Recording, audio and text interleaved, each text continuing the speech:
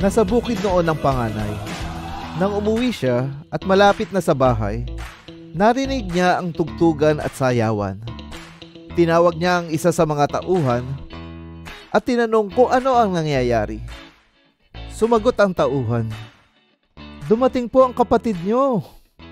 Pinakatay ng tatay niyo ang espesyal na baka kasi nakabalik ng ligtas at walang sakit ang kapatid niyo." Nagalit ang panganay at ayaw niyang pumasok sa bahay. Pinuntahan siya ng tatay niya at pinakiusapan.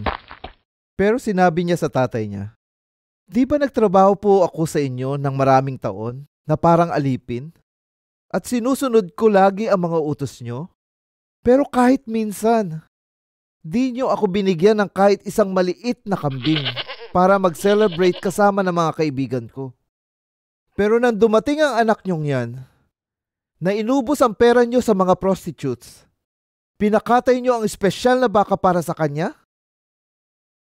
Sumagot ang tatay, "Anak, lagi kitang kasama. At ang lahat ng meron ako ay sayo. Pero dapat tayong mag-celebrate at magsaya. Kasi namatay na tong kapatid mo, pero nabuhay ulit.